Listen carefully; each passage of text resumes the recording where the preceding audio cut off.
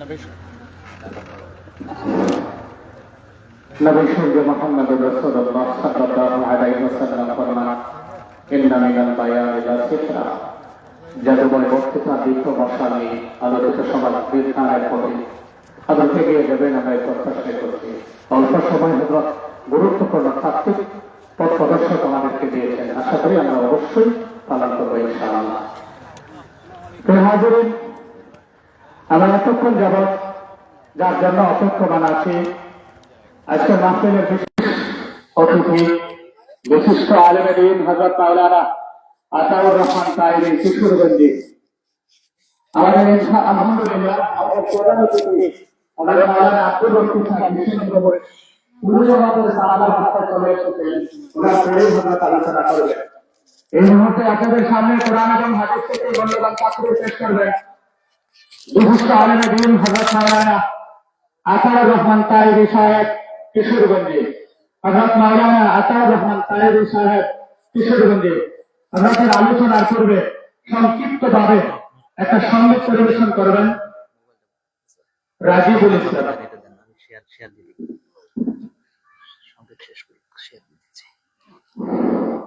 আসসালামু আলাইকুম ওয়া রাহমাতুল্লাহি ওয়া বারাকাতুহু। সোনার নামে গঙ্গাই সোনা মনো প্রাণ জোড়াই, সোনা মনো প্রাণ জোড়াই, সোনার নামে গঙ্গাই সোনা মনো প্রাণ জোড়াই, সোনা মনো প্রাণ জোড়াই। আল্লাহু আকবার বলো, আল্লাহু আকবার, আল্লাহু আকবার বলো, আল্লাহু আকবার, আল্লাহু আকবার বলো, আল্লাহু আকবার, আল্লাহু আকবার বলো, আল্লাহু আকবার। ও মধুর নাম দিলে হৃদয় আসে, ও মধুর নামে সুখ নেমে আসে, ও মধুর নাম দিলে হৃদয় আসে, ও মধুর নামে সুখ নেমে আসে।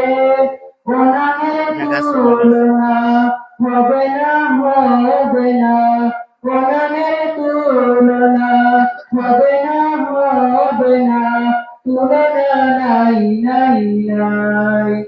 সোনা আল্লাহর নামে গান গাই, সোনা মনো প্রাণ জোড়াই, সোনা মনো প্রাণ জোড়াই।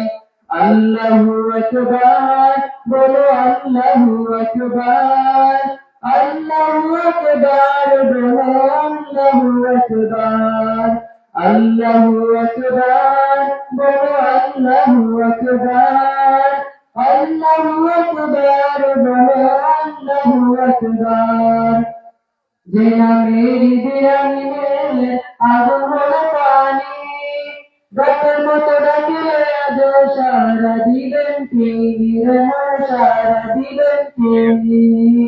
যে নামের বিরানি মেলে আগুন হলো পানি, গাছের মতো ডাকলে আজ সারা দিবেন তিনি, সারা দিবেন তিনি। ও মধুর নাম দিটাই হতাশার জানা, বলেতে পড়ো পটনের মালা। ও মধুর নাম দিটাই হতাশার জানা, বলেতে পড়ো পটনের মালা। ও নামের তুলনা হবে না, হবে না, ও নামের তুলনা হবে না, হবে না, তুলনা নাই নাই নাই। সোনা আল্লাহর নামে গান গাই, সোনা মনো প্রাণ জোড়াই, সোনা মনো প্রাণ জোড়াই। আল্লাহু আকবার বলো, আল্লাহু আকবার, আল্লাহু আকবার, বলো আল্লাহু আকবার, আল্লাহু আকবার, বলো আল্লাহু আকবার, আল্লাহু আকবার, বলো আল্লাহু আকবার। আসসালামু আলাইকুম।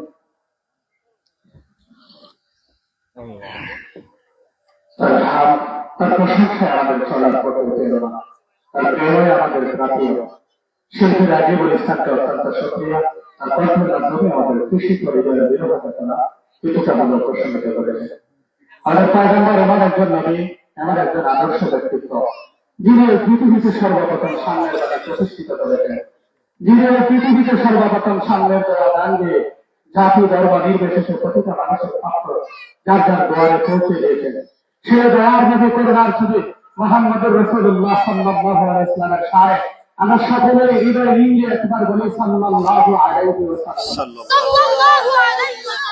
এর হাজিরে এই পথে আজকের সবার বিশেষ আকর্ষণ বিশিষ্ট আলেম দিন হযরত মাওলানা আতাউর রহমান সাহেব সাহেব কিশোরগঞ্জে এই মুহূর্তে আপনাদের সামনে গুরুত্বপূর্ণ তাকরীর পেশ করছেন।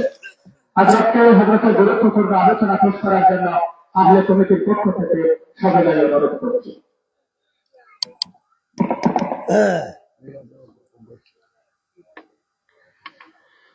আসসালামু আলাইকুম ওয়া রাহমাতুল্লাহি ওয়া বারাকাতুহু। অনেক মানুষ বাহিরে ঘোরাফেরা করছে। এই বাস্তব প্রতিদিন নয়, বৎসরে একবার, নাকি এই বছর আর হইব।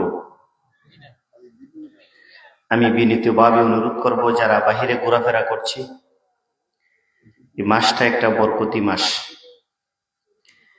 রজনীটা একটা বরকতি রজনী। বিশেষ করে আপনাদের এলাকার আলেম হযরত মাওলানা জুবায়ের আল মাহমুদ সাহেব আমার অত্যন্ত মহব্বতের, আমাকে অনেক মহব্বত করে।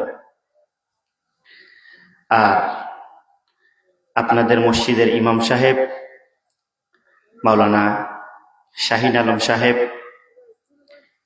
আমার বন্ধু মানুষ, অত্যন্ত শ্রদ্ধাভাজন, অত্যন্ত মহব্বত করে, যার কারণে আজকে আপনাদের সামনে উপস্থিত হয়েছি। আমরা যারা ঘোরাফেরা করছি, অনুরোধ জানাচ্ছি আপনারা প্যান্ডেলের ভিতরে চলে আসুন। আলহামদুলিল্লাহ, আলহামদুলিল্লাহিল আলিমিল খাবীর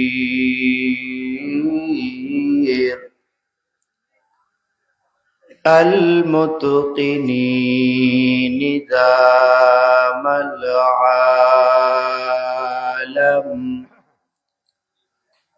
بلا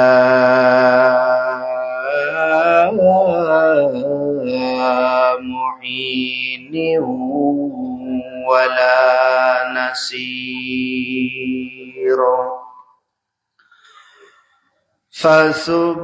فسبحان الله الذي حكمته بالغة وعلمه غزير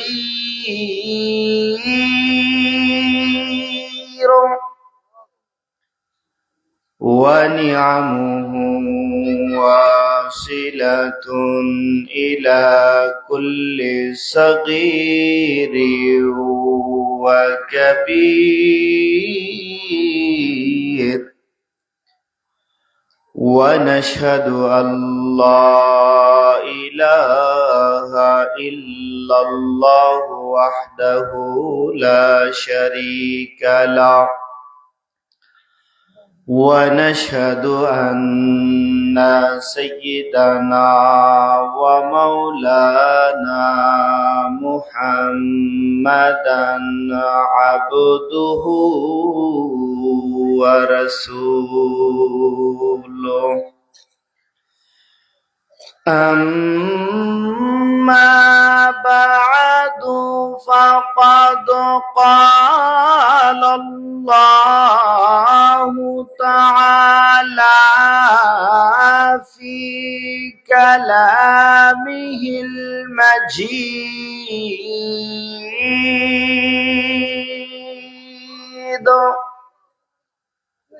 وفي فرقانه الحميد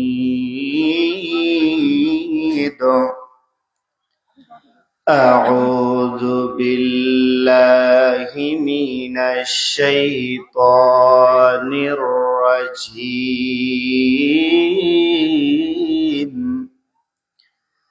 بسم الله الرحمن الرحيم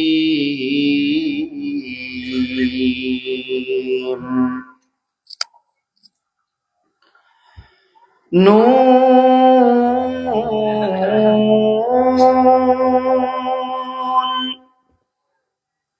والقلم وما يسطرون ما أنت بنعمة ربك بمجنون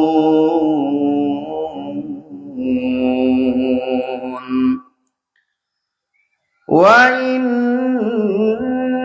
لك لأجرا غير ممنون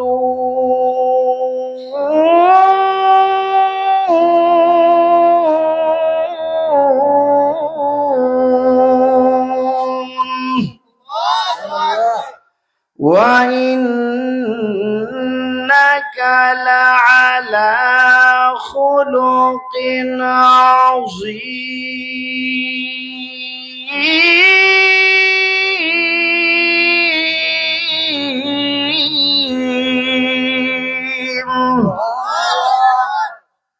وقال رسول الله صلى الله عليه وسلم من صلى علي واحدة صلى الله عليه عشرا أو كما قال عليه الصلاة والسلام صلى الله على سيدنا ومولانا محمد وعلى آله وأصحابه وسلم تسليما كثيرا আলহামদুলিল্লাহ বীরগাঁও খালপাড় জামে মসজিদের উদ্যোগে বার্ষিক ওয়াজ মাহফিলের বর্তমান অধিবেশনের সম্মানিত সভাপতি বৃন্দগণ, পর্দার আড়াল থেকে শুনতেছেন আমার সম্মানিতা আবেদা সলেহা জাহেদা বানেসা পর্দানিসীন মা ও বোন, উপস্থিত আছেন জাতির কর্ণধার মুসলিম উম্মার মাথার তাজ হযরত উলামায়ে কেরাম, সম্মুখমানের সম্মানিত দিন প্রিয় ইসলাম প্রিয় নবী প্রিয় আমার মুসলমান ভাইয়েরা, আল্লাহ তাআলা এই জান্নাতের বাগানে আমাদেরকে বিভিন্ন কাজ থেকে ফারেগ রেখে এখানে আসার বসার সুস্থতা যোগ্যতা তৌফিক দান করেছেন। সেই জন্য জুড়ে সুরে শুকরিয়া জ্ঞাপন করি আলহামদুলিল্লাহ। আরেকটু জুড়ে সুরে বলি আলহামদুলিল্লাহ। এই যে জান্নাতে একটা মজলিস, এটার এত দাম আমরা আসলে জানি না, কিন্তু যেটার দাম নাই সেটার গুরুত্ব আমাদের কাছে বেশি। ঠিক না? যদি ফুটবল খেলা হয়, হাজার হাজার মানুষ, হাঁটুর উপরে কাপড় পরিধান করা হারাম, ঠিক না? পা দিয়া বল খেলে মাথাত লাগলে সমস্যা নাই, কিন্তু হাতে লাগলে হ্যান্ডবল, ঠিক না? হ্যাঁ, গোল হইলে কেউ বইলা দিতে হয় না, সবাই সমসুরে অক্ষ সুরে বলে গোল, ঠিক না বেটি? কিন্তু আমরা এই হারামটার দিকে এত আকর্ষণ, কেউ বইলা দিতে হয় নাই। হ্যাঁ, আশেপাশে আছে না খেলা? আমি তো জানি। এই এলাকার থেকে দেখা যায় আসরের পরে শত শত মানুষ যায় খেলা দেখতে, ঠিক না? কিন্তু এটা জান্নাতের বাগান, এটা বৎসরে একবার। ফুটবল খেলা তো শরীয়ত সম্মত নয়, যদিও স্বাস্থ্যের জন্য উপকার, যদি শরীয়ত সম্মত হয় তাহলে ঠিক আছে। এইখানে দাঁড়ায় বিড়ি গাইতেছে, ও গোল, ঠিক না বেটি? হ্যাঁ, আর একটা গান জায়গায় আইছে, গোলের কিছু যদি নিশানা কাজ বেটা বল ধরবে কেমনে, ঠিক না বেটি? মানে হারামে যে জায়গায় ভরপুর, সেই জায়গায় আমরা আকর্ষিত, আমরা সেই জায়গায় বিকশিত, আমরা সেই জায়গার জন্য পাগল পারা। আমাদের ভিতরে ঈমানের তাজাল্লি, তাওয়াজ্জু কমে গেছে, পাওয়ার অ্যাকশন কমে গেছে, বলেন ঠিক না বেটি? এই জন্য আপনি যদি মেলাতে যান, প্যান্ডেলে যতজন মানুষ বসা আছে, তার চাইতে দেখবেন সাইডে বাইডে বেশি ঘুরতেছে। যদি উনারা এসে বসতো, মাহফিলটা সৌন্দর্য মণ্ডিত হয়ে যাইত। কিন্তু আসছে মেলা কতবিল ঘুরাইব, একবারে লাস্টে সিন্নি দিলে সিন্নি লেবারে যাইব, আছে না এরকম? আমরা কপাল পুরা। আল্লাহ তাআলার গুণগানে ইসলামী মজলিসে শয়তান আমাদেরকে শিকল লাগিয়ে পিছন দিয়া টানে, আর আমরা তার টানে টানে নৌকা বাইচ দিই, ঠিক না বেটি? হ্যাঁ, সম্মানিত হাজরিন, ইসলাম এমনে আসে নাই। আমরা মুসলমানের ঘরের মুসলমান, মুসলমান এমনে হয় নাই। রাসূল পাক সাল্লাল্লাহু আলাইহি ওয়াসাল্লামের 23টা বছর কিঞ্চিত পরিমাণ সারা রাত্রিতে এমন কোন রাত্রি নাই যে আপনার আমার চিন্তা করে রাসূল পাক সাল্লাল্লাহু আলাইহি ওয়াসাল্লাম কান্না করেন নাই। এর বিনিময়ে আমরা ইসলাম পেয়েছি। আমরা তো মনে করছি ইসলাম তো আমাদের জন্য পানের বাটা, লইলাম খাইলাম, ঠিক না বেটি? আরে না, আপনি তো মুসলমানের ঘরে মুসলমান হয়ে গেছেন, সহজ মুসলমান হয়ে গেছেন, কিন্তু রাসূলের রক্ত জড়ানো উহুদের প্রান্তরে রাসূল যে কি কষ্ট করেছেন, রাসূল যে আপনার জন্য কি কান্না করেছেন, সেই কথাই তুমি আপনি ভুলে গেছেন, ঠিক না বেটি? আমি যে কুরআনুল কারীমের সূরাত প্রথম কয়েকখানা আয়াত তেলাওয়াত করেছি, আল্লাহ তাআলা রাসূলের শানে এই সূরার প্রথম কয়েকখানা আয়াত নাজিল করেছেন। এই সূরাটার নাম হলো সূরাতুল কলম। এই সূরার নাম কি? সূরাতুল কলম। রাসূল পাক সাল্লাল্লাহু আলাইহি ওয়াসাল্লামকে আল্লাহ তাআলা সান্ত্বনা দিয়ে এই সূরার প্রথম কয়েকখানা আয়াত নাজিল করেছেন, বলেন সুবহানাল্লাহ। আল্লাহ তাআলা কেন সান্ত্বনা দিলেন? আল্লাহ তাআলা তো রাসূলের শানে সূরাতুল কাউসারও নাজিল করেছেন, সূরাতুল কালামও কেন নাজিল করেছেন? সূরাতুল কাউসার নাজিল করেছেন, রাসূলকে সান্ত্বনা দিবেন। কাফেররা রাসূলকে আটকুরা প্রতিবন্ধী বলে গালি দিয়েছিল, ঠিক না? এই জন্য কাউসার নাজিল করেছেন। আর এই সূরাতে রাসূলকে কাফেররা কোন ধরনের অপবাদ দিয়েছিল সেটা জানার দরকার, ঠিক না? মক্কায় যখন রাসূল পাক সাল্লাল্লাহু আলাইহি ওয়াসাল্লাম দাওয়াতি কাজের দাওয়াত দেন, ঈমানের দাওয়াত দেন, কাফেররা তো হতভম্ব হয়ে গেছে। কিরে, মুহাম্মদ যেই রকম ভাবে ঈমানের দাওয়াত শুরু করছে, আমাদের তো মূর্তি পূজা বন্ধ হয়ে যাবে, এখন কি করা যায়, মুহাম্মদকে কিভাবে ঠেকানো যায়, সেই চেষ্টায় তারা পাগল পারা হয়ে গেছে মক্কার কাফেররা। এখন তাদের ভিতরে শান্তি নাই। যে আসে মুহাম্মদের তেলাওয়াত শুনে, মুহাম্মদুর রাসূলুল্লাহ চেহারা দেখে মুসলমান হয়ে যায়, তাদের ভিতরে জ্বালাপোড়া সৃষ্টি হয়ে গেছে। কিয়ামত পর্যন্ত ইসলাম বিদ্বেষী মানুষের ভিতরে জ্বালাপোড়া থাকবে, বলেন ঠিক না বেটি? এখন কাফেররা চিন্তা ভাবনা করছে যে মুহাম্মদকে কিভাবে দিনের দাওয়াত থেকে ফিরানো যায়। মুহাম্মদকে তারা গিয়ে বাধা দিছে, আয় মুহাম্মদ, তুমি কালকে থেকে দিনের দাওয়াত বন্ধ করো। কি করো? দিনের দাওয়াত বন্ধ করো। আল্লাহ রাসূল কি দিনের দাওয়াত বন্ধ করবে? না, কারণ ইসলাম তো সঠিক, শ্রেষ্ঠ নবী রাহমাতাল লিল আলামিন। আল্লাহ তাআলা কি বলেন? ওয়ামা আরসালনাকা ইল্লা রাহমাতাল লিল আলামিন।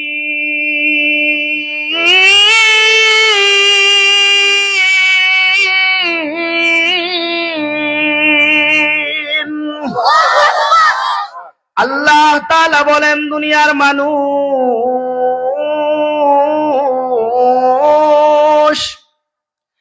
আমার বন্ধুকে দুনিয়ার জন্য আমি রহমত হিসাবে বানাইছি। মুহাম্মদুর রাসূলুল্লাহ হইল দুনিয়ার জন্য একমাত্র রহমত। বলেন সুবহানাল্লাহ। মক্কার কাফেররা চিনলি না, আমার নবীকে চিনলি না, আমার নবীকে কালেমার দাওয়াত দিতে বাধা দেয়। মক্কার কাফেরদেরকে আমার রাসূল লক্ষ্য করে বলেন, ও মক্কার কাফেররা, তোমরা আমাকে কালেমার এক আল্লাহর দাওয়াত দিতে বাধা দেও। তোমরা শুনো, আমি তোমাদেরকে তাওহীদের দাওয়াত দেই, লা ইলাহা ইল্লাল্লাহর দাওয়াত দেই। তোমরা আমার কালেমার দাওয়াত গ্রহণ করো না, সমস্যা নাই, কিন্তু যদি তোমরা বলো লা ইলাহা ইল্লাল্লাহর দাওয়াত বন্ধ করে দিবা, আমি মুহাম্মদ তোমাদেরকে একটা চ্যালেঞ্জ দেই, কিয়ামত পর্যন্ত লা ইলাহা ইল্লাল্লাহর দাওয়াত চলবে। পৃথিবীর সমস্ত শক্তি মিলেও আল্লাহ তাআলার তাওহীদের দাওয়াত বন্ধ করার ক্ষমতা তোদের নাই। বলেন সুবহানাল্লাহ। আল্লাহর রাসূল বলেন, চ্যালেঞ্জ তোমরা গ্রহণ করো না, কিন্তু লা ইলাহা ইল্লাল্লাহকে বাধা দিতে পারবে না, থামাইতে পারবে না। যদি থামাইতে চাও তোমরা থেমে যাবে, কিয়ামত পর্যন্ত আল্লাহ তাআলার দাওয়াত চলবে। সারা পৃথিবীও যদি এক হয়ে যায়, আল্লাহ তাআলার দাওয়াত থেকে মানুষকে বন্ধ দিতে পারবে না। বলেন ঠিক না বেটি? এখন তো তারা চিন্তা করছে, কিরে মুহাম্মদে আমাদেরকে যে ডায়লগ দিল, ঠিক না? হ্যাঁ, মুহাম্মদে সারা পৃথিবী চ্যালেঞ্জ করে। তার তো কয়েকজন মুসলমান তার দিন গ্রহণ করেছে, সে সারা পৃথিবীকে চ্যালেঞ্জ করে। এখন মুহাম্মদের কি হইল? মুহাম্মদরে কিভাবে বাধা দেওয়া যায়?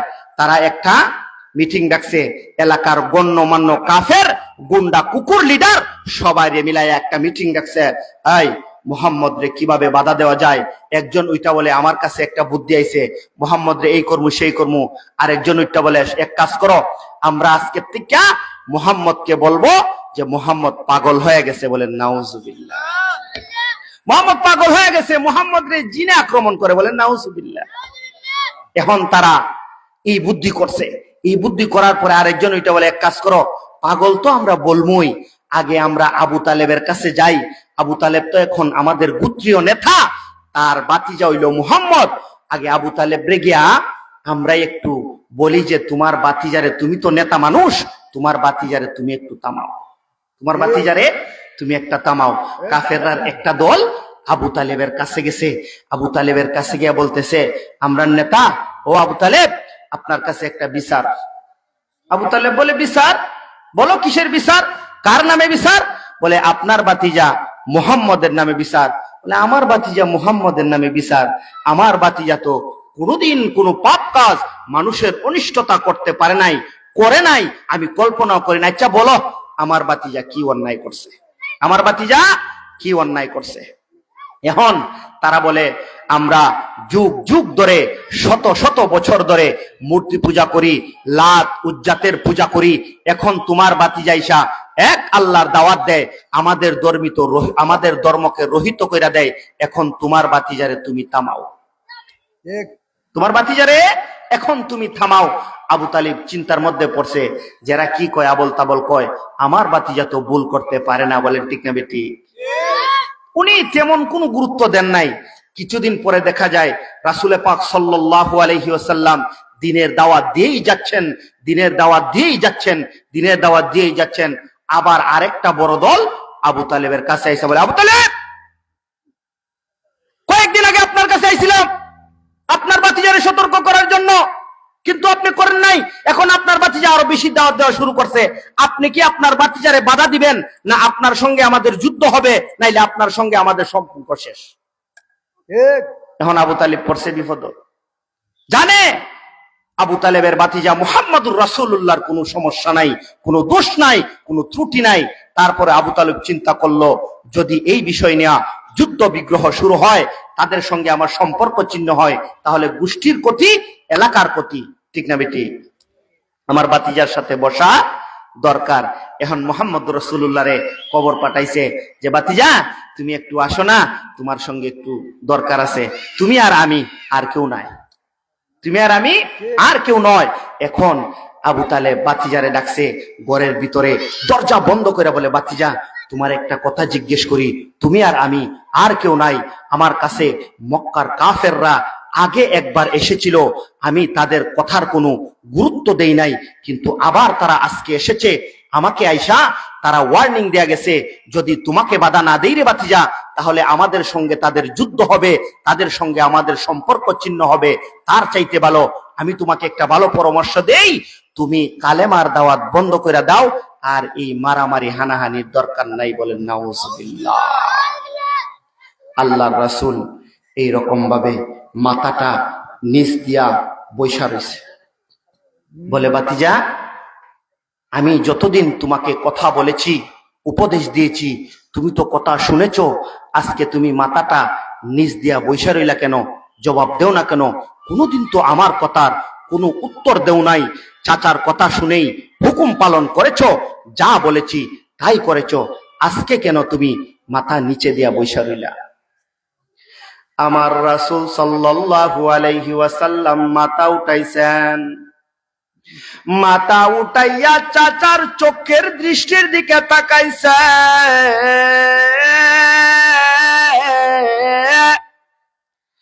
চাচাকে লক্ষ্য করে বলে, চাচা আবু তালেব, ছোট্ট বেলা থেকে আমার বাবা নাই, আপনি আমাকে কুলে পিঠে করে মানুষ করেছেন, আপনার সঙ্গে রেখেছেন।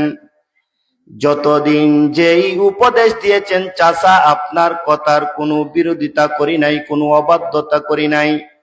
আপনার চোখে চোখ রেখে আমি কোনোদিন কোনো কথা বলি নাই। কিন্তু আজকে আপনি এমন একটা কথা বললেন চাচা, আমার কলিজা ছিদ্র হয়ে গেছে। মক্কার কাফেররা একত্রিত হইয়া আপনার কাছে আইসা বলে, আমি কালেমার দাওয়াত চাইরা দিব। আমি দাওয়াত দেই লা ইলাহা ইল্লাল্লাহ মুহাম্মাদুর রাসূলুল্লাহ, আল্লাহ তাআলার আদেশপ্রাপ্ত পয়গম্বর আমি। কাফেরদেরকে আমি সহজ সরল পথ দেখাই, সঠিক পথ দেখাই। চাচা গো, তারা বুঝে নাই, তারা আমাকে বাধা দেয়। আজকে আপনি বলতেছেন আমি কালেমার দাওয়াত চাইরা দিব। ও চাচা, আপনি বলেন, যদি আসমানের চন্দ্রটা আমি মুহাম্মদের হাতে দিয়ে আইসা কেউ বলে, মুহাম্মদ রে,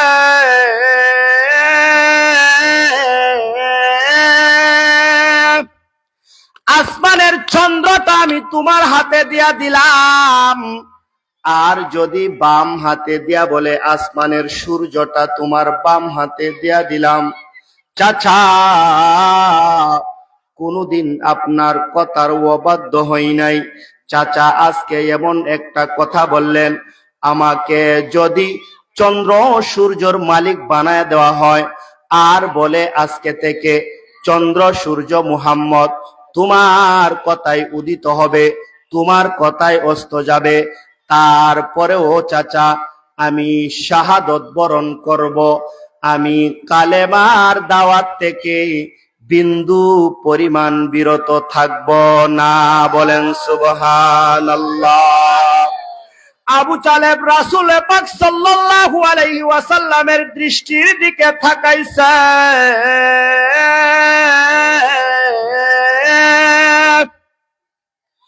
কোনদিন আমার রাসূল চাচার দৃষ্টির দিকে তাকায় এইরকম ভাবে বিরোধী কোনো কথা বলে নাই। আজকে আমার ভাতিজা আমার চোখের দিকে তাকিয়ে আমার বিরুদ্ধে কথা বলে। আবু তালেব বলে, ভাতিজা, আমি তোমার চক্ষু দেখে বুঝতেছি ছোট্ট বেলা থেকে কোনোদিন তুমি আমার কথার অবাধ্য হয় নাই। আজকে তোমার এক কালেমার দাওয়াত বাধা দেওয়ার জন্য আমি প্রস্তাব করেছি, তুমি প্রস্তাব প্রত্যাখ্যান করেছ। ভাতিজারে, তোমার চোখের দিকে তাকায়া আমি চাচা বলি, তুমি যেই কালিমার দাওয়াত দাও আমি আবু তালেব সাক্ষী দিলাম তোমার কালেমা সত্য, তোমার আল্লাহ সত্য। যদি কাফেররা আমাদের সঙ্গে সম্পর্ক ছিন্ন করে দেয়, যুদ্ধ শুরু করে দেয়, আমি আবু তালেব সম্পর্ক ছাড়তে রাজি আছি, যুদ্ধ করতে রাজি আছি। আজকে থেকে আমি ওয়াদা দিলাম, যাও তুমি কালেমার দাওয়াত দাও, তোমার চাচা আবু তালিব তোমার সঙ্গে আছে। বলেন সুবহানাল্লাহ। হ্যাঁ, চাচা বলে, ভাতিজা, কোনদিন আমার বিরুদ্ধে তুমি কথা বলো নাই, আজকে তোমার চক্ষু দেখে আমি বুঝতে পেরেছি তোমার আল্লাহ সত্য, তোমার কালেমা সত্য। ফালাইলাম কাফেরদেরকে, দূর ফেলে দিলাম, যাও তুমি দাওয়াত দাও, তোমার সঙ্গে আছে। বলেন সুবহানাল্লাহ। এখন কাফেররা তো এই খবর শুনছে, শুননা সারা দেশে মানুষকে বলায় দিছে যে মুহাম্মদকে জিনে ধরছে, মুহাম্মদকে পাগল হয়ে গেছে। বলেন নাউজুবিল্লাহ। রাসূল পাক সাল্লাল্লাহু আলাইহি সাল্লাম যেই দিকে যায় কাফেররা বলে মুহাম্মদ একটা পাগল। বলেন নাউজুবিল্লাহ। এখন রাসূল পাক সাল্লাল্লাহু আলাইহি সাল্লামকে কষ্ট দেয়, কোনো দুঃখ নাই। যখন বলে পাগল, কুরআন নিয়ে ঠাট্টা করে, রাসূলকে নিয়ে ঠাট্টা করে, রাসূলের মনের ভিতরে একটু কষ্ট জাগে। যাদের সঙ্গে কোনোদিন মিথ্যা কথা বলে নাই, যাদেরকে কোনোদিন আঘাত করি নাই, আমাকে আল আমিন বলেছে, আল্লাহ আজকে তারা আমারে কেমনে পাগল বলে। রাসূলের ভিতরে একটা কষ্ট আছে না, রাসূলের চেহারাটা মলিন হয়ে গেছে, আর আল্লাহ তাআলা তো আমার রাসূলের স্বয়ং নিজে পাগল। বলেন সুবহানাল্লাহ। আল্লাহ তাআলা তো সব কিছু দেখতেছেন। আল্লাহ তাআলা সঙ্গে সঙ্গে কুরআনুল কারীমের সূরাতুল কালামের আয়াতগুলো নাজিল কইরা দিছেন। আল্লাহ তাআলা বলেন, বন্ধু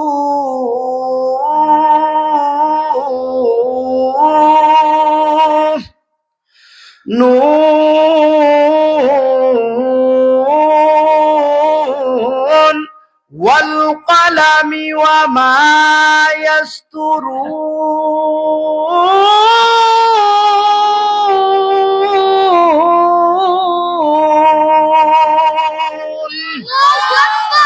আল্লাহ তাআলা বলে, বন্ধু আপনার চেহারাটা মলিন হয়ে গেছে। মক্কার কাফেররা আপনাকে আল আমিন উপাধিতে ভূষিত করেছিল, কিন্তু আজকে আপনাকে তারা মিথ্যা অপবাদ দেয় গো। আপনাকে তারা কাফের বলে, আমি আল্লাহ দেখতেছি, এই জন্য আমি আল্লাহ তাআলা নুন, এক নাম্বার নুনের কসম খাইলাম, ওয়াল কালাম, দুই নাম্বার কলমের কসম খাইলাম, ওয়া মা ইয়াসতুরুন, তিন নাম্বার কলম দ্বারা আমি আল্লাহ তাআলা যা কিছু লিখেছি তার কসম খাইলাম। আল্লাহ তাআলা তিনটা গুরুত্বপূর্ণ কসমকে বন্ধুর জন্য পাগল হয়ে বন্ধুকে সান্ত্বনা দেয়া বলেন, মা আনতা বিনিআমাতি রাব্বিকা বিমাজনুন।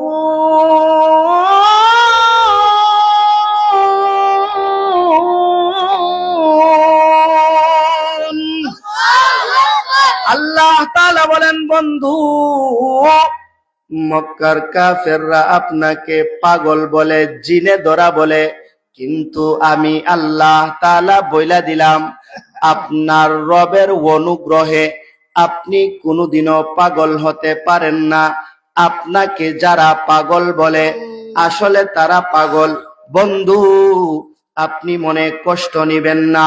ওয়াইন্না লাকা লাজরান গায়রা মামনুন।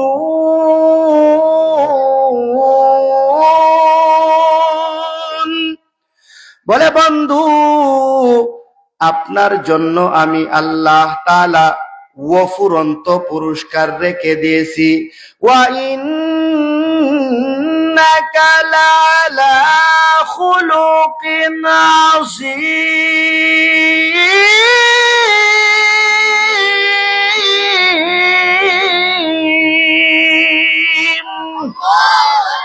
আল্লাহ তাআলা বলেন, বন্ধু, আপনাকে আমি মহান চরিত্রের অধিকারী ঘোষিত করলাম। বলেন সুবহানাল্লাহ। আল্লাহ তাআলা তার বন্ধুকে সান্ত্বনা দিছেন, বন্ধুকে সান্ত্বনা দিছেন। বলেন, বন্ধু, আমি এক নম্বরে সাধারণ কোনো সান্ত্বনা দেই নাই। আমি এক নম্বরে নুনের কসম খাইলাম, 2 নম্বরে কলমের কসম খাইলাম, 3 নম্বরে ইয়াসতুরুন কলম দ্বারা যা কিছু লেখা হয়েছে তার কসম খাইলাম। আপনি পাগল নয়, আপনার আদর্শ মেনে যারা চলবে, যারা বিচরণ করবে, তারাই হবে সাকসেসফুল। বলেন ঠিক না বেটি?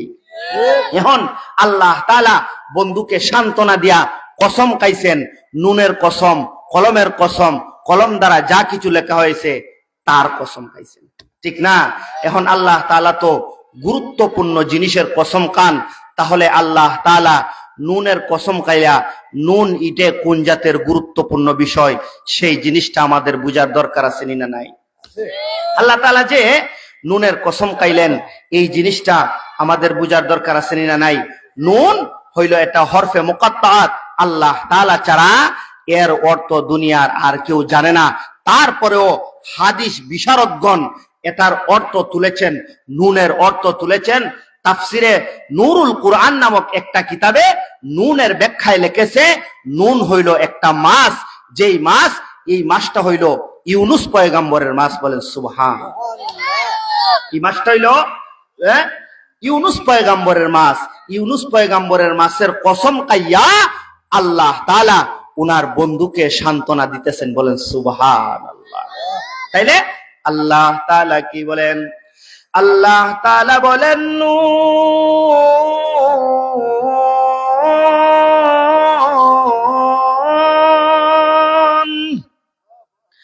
আল্লাহ তাআলা বলেন, বন্ধু,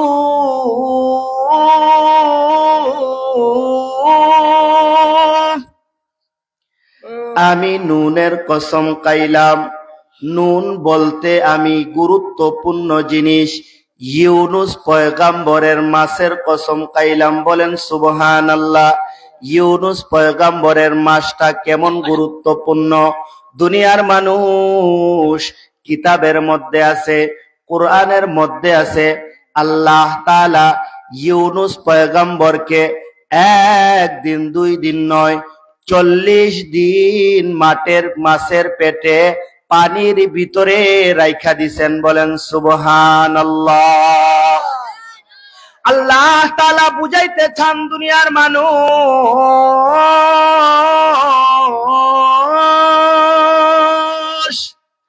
আমি আল্লাহ তাআলা তো নুনের কসম খাইলাম। নুন তো সাধারণ কোনো বিষয় নয়। আমি ইউনুস পয়গম্বরের মাছের কসম খাইলাম। ইউনুস পয়গম্বরের মাছটা কেমন গুরুত্বপূর্ণ?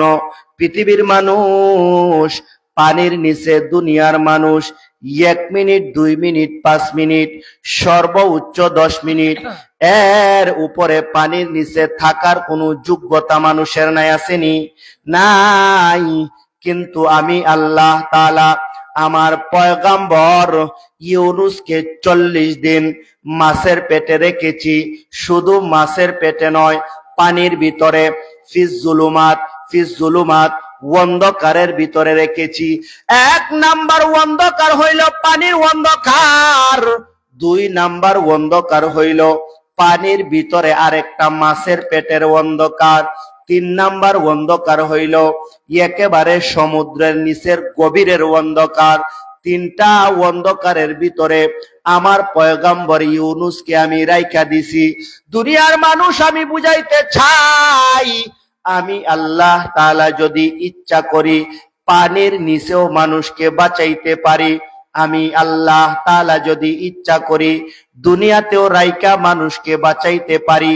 আমি আল্লাহ তাআলা যদি চাই আগুনের মধ্যে রাইকাও আমার বান্দাদেরকে বাঁচাইতে পারি। বলেন ঠিক না বেটি?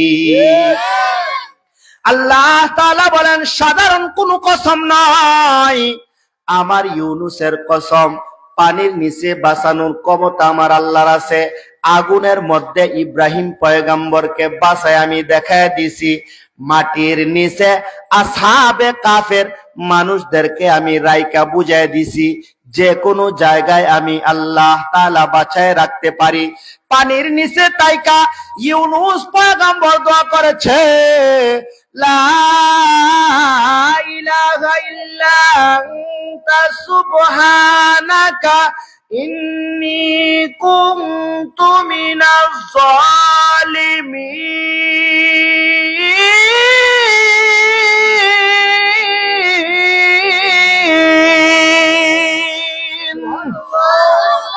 ইউনুস পয়গম্বর ডেকে ডেকে বলেছিল, গো আল্লাহ,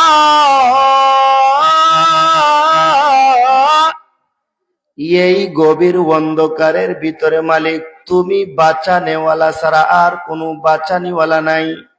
তুমি আল্লাহ পবিত্র, পৃথিবীর কোনো মানুষ আমাকে বাঁচাইতে পারবে না। সমস্ত পৃথিবীর মানুষ যদি একত্রিত হয়ে যায়, আল্লাহ আমি পয়গম্বর ইউনুসকে বাঁচানোর ক্ষমতা নাই। এই অন্ধকার থেকে একমাত্র বাঁচানির মালিক আপনি। আমি জুলুম করেছি, আল্লাহ আপনি আমারে বাঁচাও। রাসূল বলেন ইউনুস পয়গম্বরের দোয়াটা আল্লাহ তাআলা এমন ভাবে কবুল করেছেন, কুরআন নাজিল করে দিয়েছেন, কিয়ামত পর্যন্ত যদি মানুষ মুসিবত পড়ে এই দোয়া পড়ে আল্লাহ তাআলা তার মুসিবত দূরীভূত করে দেয়। বলেন সুবহানাল্লাহ। আল্লাহ তাআলা বলেন দুনিয়ার মানুষ,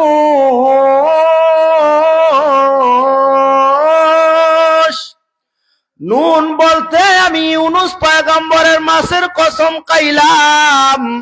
ইউনুস পয়গম্বরের মাছের কসম খাইয়া আমি আল্লাহ তাআলা বুঝাইতে চাইলাম মৃত্যুও দিতে পারি আমি, বাঁচাইতেও পারি আমি, পানির ভিতরেও বাঁচাইতে পারি, আসমানের উপরেও বাঁচাইতে পারি, জমিনের উপরেও বাঁচাইতে পারি। মোট কথা মানুষের জিন্দেগির কসম।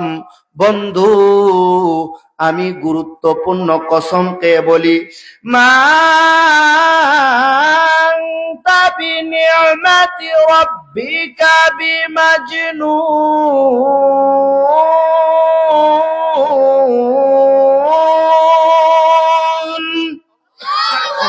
আল্লাহ তাআলা বলেন বন্ধু আমি নুনের কসম খাইলাম, গুরুত্বপূর্ণ কসম খাইলাম। আপনার রবের অনুগ্রহে আপনি বন্ধু কোনোদিনও পাগল হতে পারেন না। আর যারা আপনাকে পাগল বলে তারাই আসলে পাগল। যদি কোনো মানুষ আপনার চরিত্র দিয়া তার ফ্যামিলি পরিচালনা করে, এই ফ্যামিলিতে কোনোদিন অশান্তি হবে না। যদি কোনো মেম্বার আপনার আদর্শ গ্রহণ করে, বন্ধু ওয়ার্ড পরিচালনা করে, এই ওয়ার্ডের মধ্যে কোনোদিন বিশৃঙ্খলা হতে পারে না। বন্ধু আমি আপনাকে উত্তম চরিত্রের অধিকার বানাইয়াছি, আপনার জন্য রয়েছে অপুরন্ত পুরস্কার। বলেন সুবহানাল্লাহ। বন্ধুরে সান্ত্বনা দিছেন যে বন্ধু আপনি কষ্ট নিবেন না, আপনাকে মক্কার কাফেররা বলেন, আপনাকে মক্কার কাফেররা বলে পাগল, আসলে আপনি পাগল নয়, আমি আল্লাহ তাআলা তো সব কিছু দেখতেছি। আপনি পাগল নয়, আপনাকে আমি মহান চরিত্রের অধিকারী হিসাবে বানিয়েছি। যদি আপনার চরিত্র গ্রহণ করে মানুষ তার সমাজ পরিচালনা করে, এই সমাজে কোনোদিন দুর্নীতি হওয়ার কথা নয়। এই সমাজ সোনার সমাজ হয়ে যাবে। বলেন ঠিক না বেটি? তারপরে নুনের ব্যাখ্যায় আপনার আরেকটা কিতাবের মধ্যে লেখছে তাফসিরে জালালাইন এবং ইবনে কাসিরের মধ্যে লেখছে নুনের আরেকটা ব্যাখ্যা। আল্লাহ তাআলা তো সাধারণ জিনিসের কসম খান না, নুনের কসম খাইছেন, গুরুত্বপূর্ণ জিনিসের কসম খাইছেন। আল্লাহ তাআলা নুনের ব্যাখ্যায় আরেকটা লেখছে তাফসিরে জালালাইনের মধ্যে। নুনের কসম খাইয়া আল্লাহ তাআলা এমন একটা মাছের কসম খাইছেন যেই মাছটার উপরে আল্লাহ তাআলা পুরা পৃথিবীটা রাইখা দিছেন। বলেন সুবহানাল্লাহ। পুরা পৃথিবীটা রাইখা দিছেন।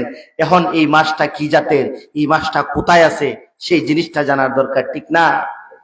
আল্লাহ তাআলা বলেন নুন,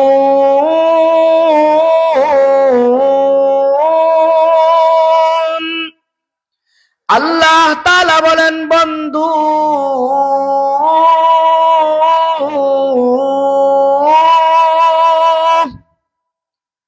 আমি নুনের কসম খাইলাম। নুন বলতে মাছের কসম খাইলাম। এমন একটা মাছের কসম খাইলাম যেই মাছটার উপরে আমি আল্লাহ তাআলা পুরা পৃথিবীটারে রাইখা দিছি। মাছটা কেমন, মাছটা কোন ধরনের? 7 আসমান 7 জমিনের নিচে আল্লাহ তাআলা একটা মাছকে রেখে দিয়েছেন। ও দুনিয়ার মানুষ, মাছের উপরে একটা মহিষ রাইখা দিয়েছেন। মহিষের সিংহের উপরে পুরা পৃথিবীটাকে আল্লাহ তাআলা টানায় দিয়েছেন। বলেন সুবহানাল্লাহ। একদিন শয়তান গিয়া ওই মাছকে বলে, ওরে মাছ, এই মাছটার নাম হইল বাহমুত মাছ। এই মাছটার নাম কি? তা বাহমুত মাছ। সারা পৃথিবীটা আল্লাহ তাআলা এই বাহমুত মাছের উপরে রাইখা দিছে। বলেন সুবহানাল্লাহ। হ্যাঁ, কোরআনে কি আছে দেখছেন? সারা পৃথিবীটা এই বাহমুত মাছের উপরে রাইখা দিছে। মাছ যখন নড়ে তখন সারা পৃথিবীতে ভূমিকম্প হয়ে যায়। বলেন সুবহানাল্লাহ। এখন শয়তানে একদিন ভালো একটা সূরত দুইরা মাছের কাছে গেছে। মাছের কাছে গিয়া বলতেছে, এই বাহমুত মাছ, তোমার উপরে তো আল্লাহ তাআলা পুরা পৃথিবীটা রেখে দিয়েছে। তুমি যদি একটি নাড়া দাও তাহলে তো এই পুরা পৃথিবী ভেঙে ধ্বংস হয়ে যাবে। সব ক্ষমতার মালিক তো তুমি, তোমার চাইতে আর কে বেশি ক্ষমতাবান হইতে পারে? শয়তানে গিয়া বুদ্ধি দেয়, মাছরে গিয়া বুদ্ধি দেয়। মাছে মনে মনে চিন্তা করছে, ঠিকই তো, হ্যাঁ, আমার উপরে আল্লাহ তাআলা পুরা পৃথিবী রাখছে, আমার চাইতে শক্তি আর কে আছে? আমার চাইতে শক্তি তো আর কেউ নাই। নিজেরে নিজে খুব বড় মনে করতেছে। মাছে বলে, হ্যাঁ তুমি ঠিক কথা বলেছ। বলে নাউজুবিল্লাহ। আল্লাহ তাআলা দেখতেছে নি? আল্লাহ তাআলা দেখতেছে। আল্লাহ তাআলা বলে, মাছ রে, তোমার উপরে আমি পৃথিবীটা রাখছি, এটা তো আমার একটা কুদরত, এটা আমার একটা কুদরত। কিন্তু তুমি শয়তানের প্রলোভনে পড়ে তুমি যেই ভাব নিছ, যেই হিংসা তোমার ভিতরে নিছ, মুহূর্তের মধ্যে আমি তোমার হিংসা শেষ করে দিতেছি। বলেন সুবহানাল্লাহ। এখন বাহমুত মাছ তো নিজেকে খুব, বাপরে বাপ, পুরা পৃথিবী আমার কাছে, আমার চাইতে শক্তিশালী আর কে আছে? বেটা নাড়া সারা দেয়। বলে নাউজুবিল্লাহ। আল্লাহ তাআলা ছোট্ট একটা পোকাকে অর্ডার করছে যে, এই পোকা, তুই মাছের নাকের ভিতরে দিয়ে ঢুকিয়া যা। বলে সুবহানাল্লাহ। ছোট্ট একটা পোকা যখন মাছের নাকের ভিতরে দিয়ে ঢুকা গেছে, মাছের তো মাথা ব্যথা শুরু হয়েছে। আল্লাহকে ডেকে বলে, ও গো আল্লাহ, শয়তানের প্রলোভনে পড়া আমি মনে করেছি আমার চাইতে আর শক্তিশালী নাই, কিন্তু আমার নাক দিয়া মাথার ভিতরে যেই পোকা ঢুকেছে, আমি এখন চিন্তায় পড়ে গেলাম, আমার চাইতে ছোট্ট পোকা আরো বেশি শক্তিশালী। বলেন সুবহানাল্লাহ। ওগো আল্লাহ, ভুল করছি, আর শয়তানের কথা শুনবো না। মালিক, আপনি যখন হুকুম দিবেন নাড়া দিব, আপনি যখন হুকুম দিবেন না আপনার কথা মতো দাঁড়ায় থাকবো। বলেন সুবহানাল্লাহ। আল্লাহ তাআলা বলেন নুন।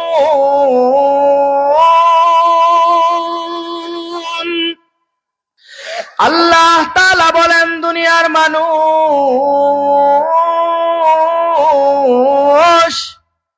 আমি নুনের কসম খাইলাম। নুন বলতে মাছের কসম খাইলাম, যেই মাছের উপরে আমি পুরা পৃথিবীটা রাইখা দিছি, আর পৃথিবীর এই মাছের উপরে একটা মহিষ রাইখা দিছি। মহিষের দুইটা সিংহের মধ্যে আমি আল্লাহ তাআলা পুরা পৃথিবীটাকে জুড়াইয়া দিছি। এটা হইল আমি আল্লাহ তাআলার কুদরত। এর চাইতে বলেন আর বড় কুদরত কি হইতে পারে? বলেন সুবহানাল্লাহ। আল্লাহ তাআলা বলেন বন্ধু,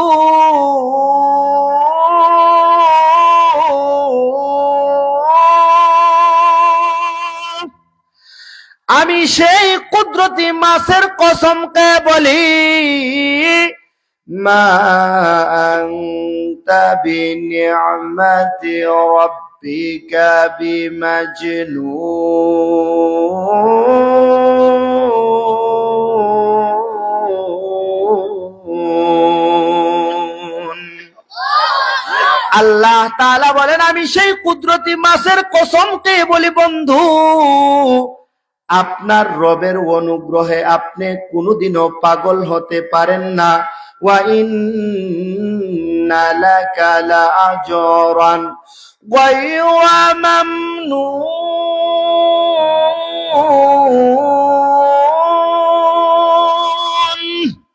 আল্লাহ তাআলা বলেন বন্ধু, আপনার জন্য রেখে দিয়েছি অপুরন্ত পুরস্কার। কাফেরদের কথা শুনে আপনি মন খারাপ করবেন না। ওয়া ইন্নাকা লাআলা খুলুকিন আযীম। আল্লাহ তাআলা বলেন বন্ধু, কাফেরদের কথায় আপনি মন খারাপ করবেন না। ও বন্ধু, আপনাকে আমি মহান চরিত্রের অধিকারী বানায়া দিলাম। বলেন সুবহানাল্লাহ। কাফেরদের প্রতিবাদের জবাব দিছেনি? অবশ্যই দিছে। কিন্তু আমরা আমাদের রাসূলে পাক সাল্লাল্লাহু আলাইহি ওয়াসাল্লামকে চিনি না। আল্লাহ তাআলা বলেন ওয়া ইন্নাকা লাআলা খুলুকিন আযীম।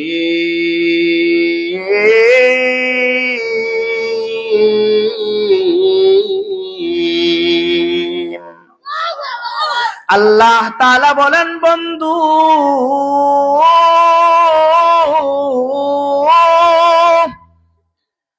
আপনাকে আমি মহান চরিত্রের অধিকারী বানাইলাম। আপনাকে আমি যেই চরিত্র দান করেছি, পৃথিবীর কোনো মানুষকে সেই চরিত্র দান করি নাই। বলেন সুবহানাল্লাহ। ও দুনিয়ার মানুষ, চিনলাম না রে আমার প্রিয় নবীরে, আমরা চিনলাম না। চিনলি না রে মক্কার কাফেররা আমার পয়গম্বর মুহাম্মদুর রাসূলুল্লাহকে চিনলি না। কেমন ছিলেন আমার রাসূল, কেমন ছিলেন, যার জন্য স্বয়ং আল্লাহ তাআলা পাগল পারা। আল্লাহ তাআলা যার সিনার ভিতরে কোরআন নাজিল কইরা দিয়া, আল্লাহ তাআলা বলেন বন্ধু, আপনার সিনার ভিতরে কোরআন আমি নাজিল করেছি। আপনি তো থাকবেন না, কিন্তু কিয়ামত পর্যন্ত এই কোরআনকে আমি সংরক্ষণ করব। বলেন সুবহানাল্লাহ। আমরা রাসূলের উম্মত হইয়া আমাদের রাসূলকে চিনলাম না। বলেন ঠিক না বেটি? রাসূলের এক সাহাবী ছিল, এই সাহাবীর নাম হইল জান্দাল রাদিয়াল্লাহু তাআলা আনহু। এই সাহাবীর নাম কি? জান্দাল। রাসূলের জন্য কেমন পাগল ছিল শুনেন। আল্লাহ তাআলা তো নিজেই পাগল, আরো রইছে বলবো। এখন জান্দাল রাদিয়াল্লাহু তাআলা আনহু মুসলমান হয়ে গেছেন, আর রাসূলে পাক সাল্লাল্লাহু আলাইহি ওয়াসাল্লাম মদিনায় চলে গেছেন।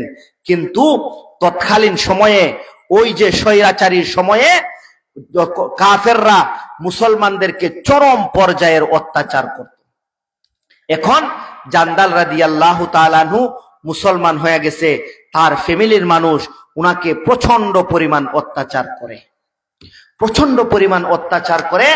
এখন রাসূল পাক সাল্লাল্লাহু আলাইহি ওয়াসাল্লাম একবার স্বপ্নে দেখলেন যে এই সাহাবায়ে কেরামদেরকে নিয়ে উমরা হজ পালন করবেন। বলেন সুবহানাল্লাহ। উমরা হজ পালন করবেন। রাসূল পাক সাল্লাল্লাহু আলাইহি ওয়াসাল্লাম সাহাবীদের আপনার সাহাবীদেরকে নিয়ে চলছেন হুদাইবিয়া নামক এক স্থানে। রাসূল পাক সাল্লাল্লাহু আলাইহি ওয়াসাল্লাম থামছেন। থামার পরে ওই যে জান্দাল রাদিয়াল্লাহু তাআলা আনহু মুসলমান হইছে, উনি জানছে যে রাসূল তো মক্কার কাছাকাছি আইছে, এই ফাঁক পুকুরে যদি আমি রাসূলের দলের ভিতরে যাইতে পারি তাহলে তো রাসূল আমারে মদিনায় নিয়ে যাইবে, ঠিক না? উনি কি করছেন, আর হুদাইবিয়ার সন্ধির সময় কাফেররা এক পক্ষে, মুসলমানরা আরেক পক্ষে। আর জান্দাল রাদিয়াল্লাহু তাআলা আনহু, উনার বাপ ছিল সুহাইল, তিনিও কাফের ছিলেন, পরবর্তীতে ঈমান এনেছেন। এখন জান্দাল রাদিয়াল্লাহু তাআলা আনহু কোনোভাবে মুসলমানদের দলে গিয়ে পৌঁছে গেছেন। বলেন সুবহানাল্লাহ। কিন্তু হুদাইবিয়ার সন্ধিতে ঘটনাক্রমে এমন কিছু চুক্তি লেখা হয়েছে যেই চুক্তিগুলা মুসলমানরা কোনোভাবেই মেনে নিতে পারছে না। এর মধ্যে একটা চুক্তি ছিল, যদি মক্কা থেকে কোনো মানুষ মুহাম্মদের কাছে মদিনায় যায় তাহলে এই মানুষটারে আবার ফেরত দিতে হইব। আর যদি কোনো মানুষ মদিনা থেকে মক্কায় আসে কাফেরদের কাছে তাহলে তারে ফেরত দেওয়া যাইত না। সব তাদের পক্ষে না। এখন জান্দাল রাদিয়াল্লাহু তাআলা আনহু তো মুসলমানদের পক্ষে চলে গেছেন। আর উনার আব্বা মুহাম্মদুর রাসূলুল্লাহকে ডাক দিয়া বলে, মুহাম্মদ, আমার ছেলে জান্দালকে আমাদের দলে পাঠিয়ে দাও, কারণ শর্ত লেখা হবে তোমরা কোনো মক্কার বাসীকে তোমাদের দলে রাখতে পারবে না, আমাদের কাছে পাঠিয়ে দিবে। রাসূল তো এখন অপারগ, এখন কি করবে? জান্দাল রাদিয়াল্লাহু তাআলা আনহু আমার রাসূলের দিকে, চেহারার দিকে তাকায় রইছে, মনে বড় তৃষ্ণা, মক্কা ছেড়ে রাসূলের সঙ্গে মদিনায় চলে যাবে। কিন্তু হুদাইবিয়ার সন্ধির শর্ত হইল মক্কার কোনো মানুষ মুহাম্মদ সঙ্গে নিয়ে যাইতে পারবে না। মুহাম্মাদুর রাসূলুল্লাহ বলে, ওই মক্কার মানুষ,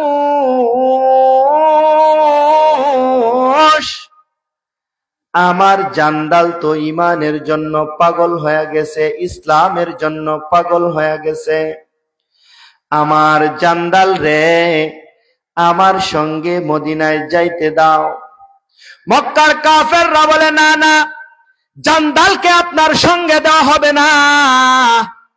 জান্দাল রাদিয়াল্লাহু তাআলা আনহুর হাত গুলা শিকল দিয়া বাইদা ফালাইছে, পা গুলা শিকল দিয়া বাইদা ফালাইছে। ওই দল থেকে টাইনা টাইনা জান্দাল রাদিয়াল্লাহু তাআলা আনহুকে কাফেরদের দলে নিয়ে যায়। জান্দাল রাদিয়াল্লাহু তাআলা আনহু বারবার পিছন দিকে তাকায় আর বলে, রাহমাতাল লিল আলামিন,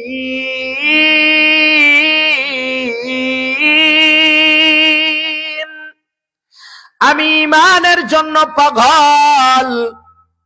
ওগো রাসূল, আমারে আপনি কাফেরদের দলে দিয়েন না, আমি তাদের সঙ্গে যাইতে চাই না। রাসূলের দিকে তাকায়, রাসূলের দিকে তাকায়। জান্দাল বলে, রাসূল, আমি ইসলাম গ্রহণ করেছি, কতদিন আমি অনাহারে থেকেছি, কাফেররা আমাকে খাবার দেয় নাই, পানি দেয় নাই, আমার কোনো দুঃখ নাই। কিন্তু ওগো আল্লাহর পয়গম্বর, আপনি তো রাহমাতাল লিল আলামিন, যখন আপনার চেহারাটা আমি দেখেছি, আমার কাফেরদের দুঃখ যন্ত্রণার পিপাসা তৃষ্ণা ক্ষুধা সব আমি বুইলা গেছি। বলেন সুবহানাল্লাহ। ওগো আল্লাহর রাসূল, আমারে আপনার দলে নিয়ে যান, কাফেরদের দলে আমারে দিয়েন না। জান্দাল রাদিয়াল্লাহু তাআলা আনহুর হাতে শিকল বাঁধা, পায়ে শিকল বাঁধা। কাফেররা পিছন দিয়া টানে, উনি রাসূলের প্রেমে পাগল, রাসূলের কাছে চইলাইতে চায়। রাসূল বলে, ওরে মক্কাবাসী, আমার জান্দাল তো ইসলামের জন্য, আমার জন্য পাগল হয়ে গেছে। আমার জান্দাল রে তোমরা নিও না, অন্তত পক্ষে আমার জান্দাল রে আমারে আজকে এই সন্ধির মধ্যে ভিক্ষা দিয়া দাও। বলেন সুবহানাল্লাহ। জান্দাল রাদিয়াল্লাহু তাআলা আনহুকে পিছন দিয়া টাইনা টাইনা গলার মধ্যে রশি লাগাইয়া কাফেররা টাইনা টাইনা নিয়ে যায়। আর জান্দাল শুধু রাসূলের দিকে পিছন ফিরে তাকায়, বলে, রাসূল, কষ্ট সহ্য করতে পারবো, কিন্তু আপনার কাছে যে আপনার কাছ থেকে আবার বিতরিত হইয়া আমি মক্কায় চলে যাব, সেই বিরহ তো আমার সহ্য হয় না, সেই বিরহ তো আমার সহ্য হয় না। সাহাবায়ে কেরাম কান্না শুরু করে দিছে, আমার রাসূলও কান্না শুরু করে দিছে। আল্লাহর রাসূল বলেন, জান্দাল রে, তুমি ঈমান আনছো, চিন্তা করিও না, যাও যাও যাও, ধৈর্য ধরো, আল্লাহ তাআলা অবশ্যই তোমার জন্য রাস্তা সহজ করে দিবে। বলেন সুবহানাল্লাহ। কাফেররা উনাকে টেনে টেনে চেষ্টা চেষ্টা মক্কায় ফিরত নিয়ে গেছে, তারপরে উনি ইসলাম ছাড়েন নাই। বলেন সুবহানাল্লাহ। এখন উনার ভিতরে তো একটা জ্বালা, হায় রে হায়, নাওয়া কাওয়া সাইরা দেই কোনো সমস্যা নাই, কিন্তু আমার রাসূল তো এমন রাসূল, যদি 15 দিনও আমি উপাস থাকি আর আমার রাসূলের চেহারাটা আমি একটু দেখি, সব কুদা দুঃখ আমি ভুইলা যাই। বলেন সুবহানাল্লাহ। এখন মক্কার কাফেররা উনারে টাইনা টাইনা নিয়ে গেছে, আসতে দেয় না, তাদের ভিতরে প্রতিহিংসা কাজ করছে, কিন্তু রাসূলের প্রতি মহব্বত ছিল অফুরন্ত। বলেন ঠিক না বেটি? এখন আরেকজন মক্কায় আপনার রাসূলের সাহাবী, উনার নাম হইল বাসির রাদিয়াল্লাহু তাআলা আনহু। উনি কি করছেন, মক্কার কাফেরদেরকে ছাইরা রাত্রি বেলায় রাসূলের কাছে মদিনায় এসেছেন। এখন হুদাইবিয়ার সন্ধির মধ্যে কি লেখা ছিল, যে তোমরা যদি মক্কার কোনো মানুষ মদিনায় যায় তাহলে আবার মক্কায় ফেরত দিবা, ঠিক না? এখন বাসির রাদিয়াল্লাহু তাআলা আনহু রাসূলের কাছে গিয়ে বলতেছেন, আল্লাহর রাসূল, আমি একেবারে চইলাইছি, মুসলমান হয়ে গেছি, আমি আর কাফেরদের দলে যাইতাম না। বলেন সুবহানাল্লাহ। এখন রাসূল তো চিন্তায় পড়ছেন, সন্ধির চুক্তিপত্রে তো মুসলমানকে, মক্কার কোনো মানুষকে রাখা যাবে না, ঠিক না বেটি? এখন ওই যে মক্কার কাফেররা ওনারা কি করছেন, 2 জন সিপাহী পাঠাইছে অস্ত্র শস্ত্র দিয়া, যে যাও বাসিরকে গিয়া ধরে নিয়ে আসো। জান্দাল যে যেই রকম ভাবে টেনে টেনে আনছি, বাসিরও সেই রকম ভাবে টেনে টেনে নিয়ে আসো। এখন মুহাম্মদুর রাসূলুল্লাহর কাছে গিয়া 2 জন সেনাবাহিনী, কাফেরদের 2 জন সেনাবাহিনী গিয়া রাসূলকে বলে, ও মুহাম্মদুর রাসূলুল্লাহ, হ্যাঁ, বাসির যে আপনার কাছে এসেছে, এখন বাসিরকে আমাদের সঙ্গে দিয়া দেন। আল্লাহ রাসূল কি করবেন, সন্ধিপত্র চুক্তি, বলে, বাসির তুমি চলে যাও, তোমাকে তো রাখতে পারবো না। বলে, না আল্লাহ রাসূল, আপনাকে ছেড়ে আমি কোথাও যাব না, যদি এখানে আমার শাহাদাত বরণ করতে হয় শাহাদাত বরণ করব, তবু আপনাকে ছেড়ে যাব না। বলেন সুবহানাল্লাহ। এখন আল্লাহর রাসূল বলেন যে শাহাদাত বরণ করতে পারবা, কিন্তু তুমি যদি শাহাদাত বরণ হয়ে যাও, দিনের দাওয়াত দিবে কে, তার চাইতে ভালো তুমি মক্কায় চলে যাও। উনি এখন চিন্তা ভাবনা করছে, যতই করি রাসূল তো ওয়াদা ভঙ্গকারী হইতে পারেন না, রাসূল আমাকে তাদের সঙ্গে পাঠাইবেন, কারণ ওয়াদা দেওয়া, রাসূল তো অবশ্যই তাদের সঙ্গে আমারে পাঠাইয়া দিবেন, ঠিক না? রাসূল তো অবশ্যই তাদের সঙ্গে আমাকে পাঠিয়ে দিবেন। এখন উনি বলে, আচ্ছা ঠিক আছে, 2 জন সিপাহীকে, 2 জন সিপাহীর সঙ্গে উনি বলে, আচ্ছা ঠিক আছে চলো মক্কায় যাই। উনি রওনা দিছে। উনি কি করছে, 2 জন সিপাহীর সঙ্গে রওনা দিছে, কিন্তু উনার ভিতরে আল্লাহ তাআলা হিম্মত এবং সাহস ডাইলা দিছে। বলেন সুবহানাল্লাহ। এক সিপাহী উনার ডান দিকে আর এক সিপাহী উনার বাম দিকে, উনারে হাইটে হাইটে নিয়ে যাইতেছে। এখন যখন উনারে হাইটা হাইটা নিয়ে যাইতেছে, এক সিপাহীর আপনার একটা তরবারি পাশ দিয়া কুশা থাকে না, এই তরবারিটা দেখা যাইতেছে, তরবারিটার ডান্ডাটা দেখা যাচ্ছে। এখন বাসির রাদিয়াল্লাহু তাআলা আনহু বলতেছে, বন্ধু তোমার তরবারিটা তো অনেক সুন্দর, এই তরবারিটা মনে হয় অনেক ধারালো। সে তো মনে হচ্ছে আমার তরবারি। হ্যাঁ, আপনার কি করছে, তরবারি টান দিয়া বাহির করছে, বলে বাসির দেখো এটার কি দাঁড়, এটা আমি অনেক মানুষের উপর পরীক্ষা করছি, এক কূপ দিলে মানুষের কল্লা পইরা যায়, এটা এমন দামি এবং এমন দাঁড়ালো। বাসির রাদিয়াল্লাহু তাআলা আনহু বলেন, আমার একটু দেও, তোমার এই দামি জিনিসটা একটু দেখি, আমাকে একটু দাও না, তোমার এই তরবারিটা একটু আমি একটু দেখি কিরকম, আমার মনে চাচ্ছে তোমার এটা একটু হাতে নেই। এখন বাসির রাদিয়াল্লাহু তাআলা আনহুর কাছে কাফের বলে, আচ্ছা ঠিক আছে নেও, দেখো তোমার যখন শখ উঠেছে তুমি দেখো। বাসির রাদিয়াল্লাহু তাআলা আনহু কি করছেন, তরবারি দিতে দেরি হইছে, তরবারি হাতে নিয়ে কাফেরকে এক কূপ দিয়ে কল্লা মাটিতে ফেলে দিতে দেরি করে নাই। বলেন আল্লাহু আকবার। এক কূপ মেরে কল্লা মাটির মধ্যে ফেলে দিছে। বাম দিকে যেই কাফের ছিল, হ্যাঁ তো একেবারে আপনার জামা নষ্ট করে দিছে, পেশাব করে। কিরি বাসির হের তরবারি দিয়া হেরে জবাই করে দিছে। বাম সাইডের এমন এক দৌড় দিছে, একেবারে রাসূল সাল্লাল্লাহু আলাইহি ওয়াসাল্লামের হুজরা শরীফের ভিতরে ঢুকে গেছে। বাসির রাদিয়াল্লাহু তাআলা আনহু পিছন দিয়া তরবারি নিয়া হের পিছন পিছন দৌড়তে দৌড়তে রাসূল সাল্লাল্লাহু আলাইহি ওয়াসাল্লামের কাছে গিয়া পৌঁছে গেছেন। বলেন সুবহানাল্লাহ। এখন রাসূল বলে, বাসির তুমি কি করতেছো, তুমি তো মক্কাবাসীর সঙ্গে একটা যুদ্ধ বাঁধিয়ে দিবে, তোমার তো সেই রকম করার কথা ছিল না। তখন বাসির রাদিয়াল্লাহু তাআলা আনহু বলে, আল্লাহর রাসূল আপনি আমাকে পাঠাইবেন সেটা ঠিক আছে, এটা আপনার ওয়াদা, কিন্তু তাদেরকে আমি মারবো না, তাদের সঙ্গে আমি যুদ্ধ করব না, এটা তো আমার কোনো ওয়াদা ছিল না। বলেন ঠিক না বেটি? এটা তো আমার কোনো কথা ছিল না, ওয়াদাবদ্ধতা আমার ছিল না যে তাদেরকে আমি মারবো না, আমার তো কিছু লেখা ছিল না, আপনি আমারে পাঠাই দিয়েছেন, আমি গেছি গা, আমি এরারে মারবো। বলে সুবহানাল্লাহ। এখন বলে, না বাসির তুমি মক্কায় চলে যাও।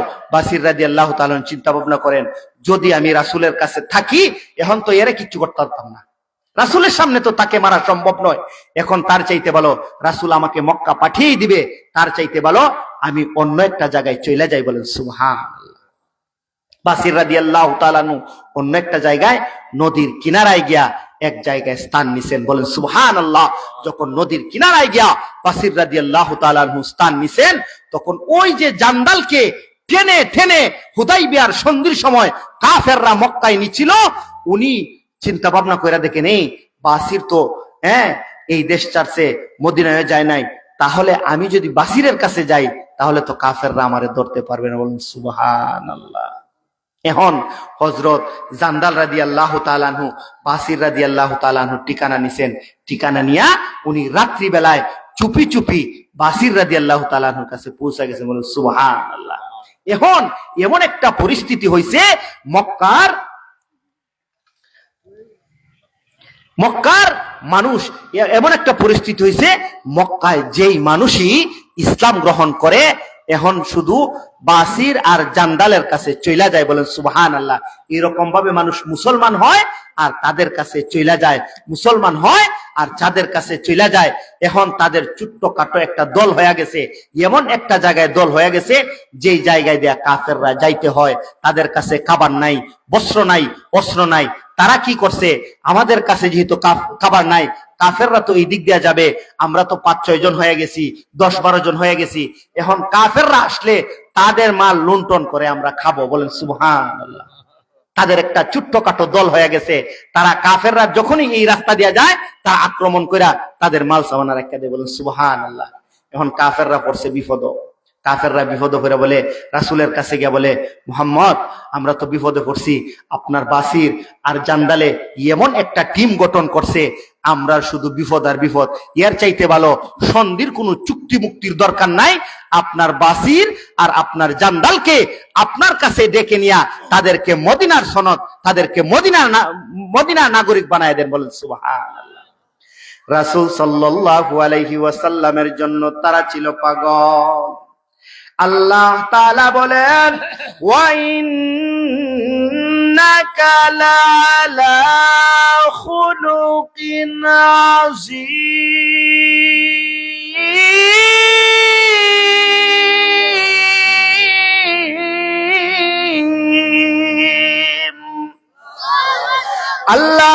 বলেন, বন্ধু আমি তোমাকে মহান চরিত্রের অধিকারী বানাইলাম। বন্ধু মক্কার কাফেররা আপনারে চিনল না, আপনারে মক্কার কাফেররা পাগল বলে চিনলি না রে, কিন্তু চিনেছে জান্দাল এবং বাসির রাদিয়াল্লাহু তাআলা আনহু। আল্লাহর রাসূল বাসির রাদিয়াল্লাহু তাআলা আনহুর কাছে চিঠি লিখেছে, বাসির মক্কাবাসী পারমিশন দেয়া দিছে, চুক্তির কোনো দরকার নাই, তুমি জান্দালকে নিয়া তোমার টিম নিয়ে আমার কাছে চলে আসো। আর জান্দাল রাদিয়াল্লাহু তাআলা আনহু যখন চিঠি পেয়েছে বাসির রাদিয়াল্লাহু তাআলা আনহুকে পরে পরে যখন শোনায়, বাসির রাদিয়াল্লাহু তাআলা আনহু বলেন, আমি অসুস্থ হয়ে গেছি রে জান্দাল, রাসূলের চিঠিটা আমার কাছে দাও, রাসূলের চিঠিটা আমার কাছে দাও। রাসূলের চিঠিটা হযরত বাসির রাদিয়াল্লাহু তাআলা আনহু হাতে নিয়া তাহার চোখের মধ্যে দিয়া বলে, লা ইলাহা ইল্লাল্লাহু মুহাম্মাদুর রাসূলুল্লাহ, লা ইলাহা ইল্লাল্লাহ পড়েছে। আর সঙ্গে সঙ্গে বাসির রাদিয়াল্লাহু তাআলা আনহুর ইন্তেকাল হয়ে গেছে। বলেন সুবহানাল্লাহ। আমরা মুসলমান হইয়া চিনলাম না। আল্লাহ তাআলা বলেন, বন্ধু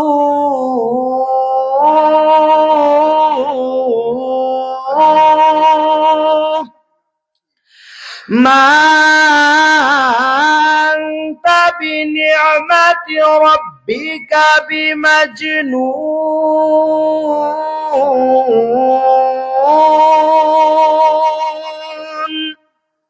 বন্ধু আপনার রবের অনুগ্রহে আপনি কোনোদিনও পাগল হতে পারেন না। আপনার নীতিমালা, আপনার আদর্শ মেনে যদি কোনো মানুষ তার গ্রাম পরিচালনা করে, এই গ্রামে কোনোদিন অশান্তি হতে পারে না। বন্ধু আপনার নীতিমালা অনুসরণ করে যদি কোনো চেয়ারম্যান তার ইউনিয়ন পরিচালনা করে, এই ইউনিয়নে কোনোদিন দুর্নীতি, সুদখোর, ঘুষখোর হতে পারে না। বন্ধু যদি কোনো এমপি আপনার নীতিমালা আদর্শ মেনে তার এমপিত্ব পরিচালনা করে, এই দেশে কোনোদিন দুর্নীতি হতে পারে না। বিশ্বের মুসলমান যদি রাসূলের নীতিমালা আদর্শ গ্রহণ করে বাংলাদেশ পরিচালনা করা হয়, বাংলাদেশে কোনোদিন প্রকাশ্যে চাঁদাবাজি, চুরি, ডাকাতি হওয়ার সম্ভব নয়। বলেন ঠিক না বেটি? রাসূলের নীতিমালা গ্রহণ করে যদি আমরা বাংলাদেশকে পরিচালনা করি, কোনোদিন এই দেশে সুদ, ঘুষ, চুরি, ডাকাতি, প্রকাশ্যে মানুষ হত্যা কোনোদিনও হতে পারে না। বলেন ঠিক না বেঠিক? আমরা সব কিছু সহ্য করতে পারি, কিন্তু রাসূলের অপমান আমরা সহ্য করতে পারবো না। বলেন ঠিক না বেঠিক? আমরা রাসূলের অপমান সহ্য করতে পারবো না। আমরা মুসলমান হতে পারে আমরা একসঙ্গে জামাতে নামাজ নাও পড়তে পারি, যখন ঈমানের উপরে, রাসূলের উপরে কোনো আক্রমণ, কুটুক্তি চলে আসে, সব মুসলমান একত্র হয়ে নাস্তিকদের প্রতিবাদ করব। বলেন ঠিক না বেটি? আল্লাহু আকবার। ইসলাম জিন্দাবাদ, ইসলামের শত্রুরা। তাই সম্মানিত হাজিরিন, আমাদের কাজটা কি? রাসূলকে আমরা মহব্বত করতে হবে, মসজিদের সঙ্গে সম্পর্ক রাখতে হবে, ঠিক না? মাদ্রাসার সঙ্গে সম্পর্ক রাখতে হবে, আলেমদের সঙ্গে সম্পর্ক রাখতে হবে। নিজের কপাল তো ফুরছি, মসজিদেও পড়লাম না, মাদ্রাসা তো পড়লাম না, আলেম হইতে পারলাম না। এখন আমরা উপায় কি? একমাত্র মসজিদ, মাদ্রাসা, আলেমদের সঙ্গে সম্পর্ক ছাড়া আমরা আর উপায় নাই। এখন কিভাবে মৃত্যুর পরেও আপনার যেই আমলটা জারি থাকবে, সেই আমলটা হইল সদকা করা। বলেন সুবহানাল্লাহ।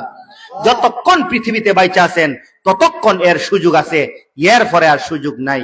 এরপরে আর সুযোগ আছে যদি আপনার বাচ্চা কাচ্চা দেয় তাহলে পাবেন, ঠিক না বেটি? সম্মানিত হাজিরিন, রাসূলের প্রেমে পাগল পারা হইয়া আপনারা আমি সর্বপ্রথম রাসূলের প্রেমে মহব্বতে, মসজিদের মহব্বতে সর্বপ্রথম এমন কে ভাই আছেন, আমি বেশি চাইবো না, মসজিদের জন্য 1000 টাকা সর্বপ্রথম কে দিবেন? 1000 টাকা এই মসজিদের জন্য, সর্বপ্রথম 1000 টাকা এই মসজিদের জন্য কে দেবেন? রাসূলের সুন্নাহ কিয়ামত পর্যন্ত মসজিদ ভিত্তিক আপনার বেঁচে থাকবে।